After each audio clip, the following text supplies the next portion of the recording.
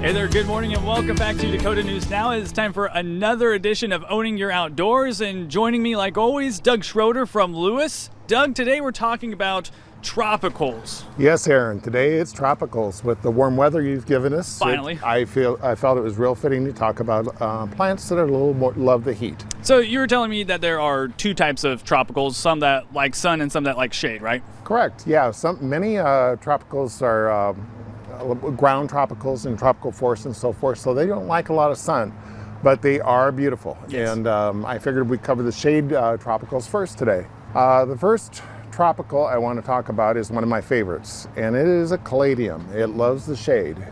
And look at the vibrant colors in those. Beautiful. They are just beautiful, and they make a star for any container that you're putting together.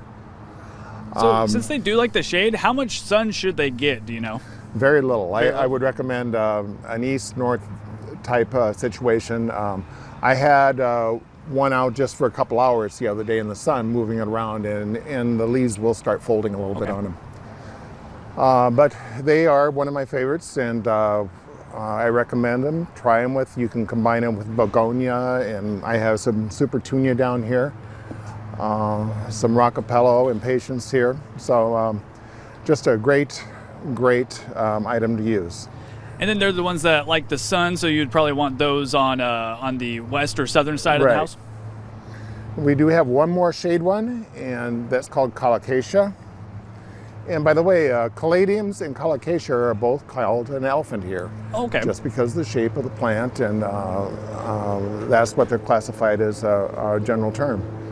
So once again, makes a perfect star to any container, a Collocation. Now we're working into the sun. Yes, now the sun ones. Yep. One of the most popular, and is growing in use, are cannas. And cannas work very well. They bloom all summer long. They love the sun, and they come in so many different colors. You got your reds, your yellows, pinks, corals, and you can even get variegated versions of them. And great foliage and great color. So I'd use those. You can also grow cannas from bulbs. I prefer to use a plant that's already established. Right. Instant gratification. Yeah, right. And so then moving along here, what do we have right here?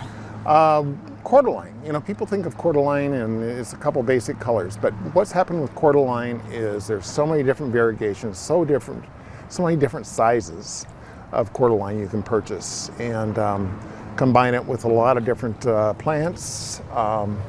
I recommend, the one thing with cordyline, make sure you use a plant that is specific to the container as far as size. Keep your size in perspective.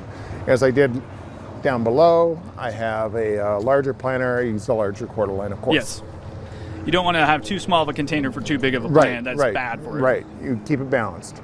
Right. A couple of last things. Great tropicals for this time of the year. We have edible items such as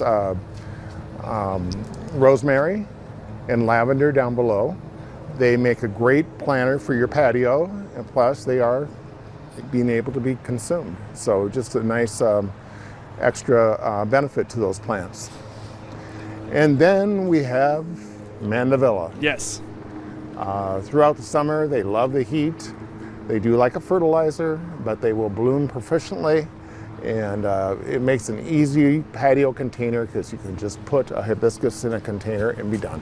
Right. I was going to say, we had hibiscus growing up, and so I always like looking at them. Always gorgeous whenever they're in bloom. Right. And you know, right now they just need a little heat, and they will be blooming very well. So, but great category for everybody to think about right now with this heat is maybe add some tropicals to your patio. And so like we've been saying the past couple of weeks, Doug, you don't want to skip out on the dirt. No. Always buy a really good quality potting mix. It gives your plants a good foundation to get established, and you'll end up with beautiful containers. So normally during Owning Your Outdoors, you know, we usually have the segment with the kids and get the kids involved with the gardening, but we're going to be doing something a little different this year. Right. We've always had a segment we call Gardening with Kids. Kids love gardening. We're going to change it up a little bit this year. It's going to be more gardening as a family. With COVID, everybody's staying home and we're doing more things as a family.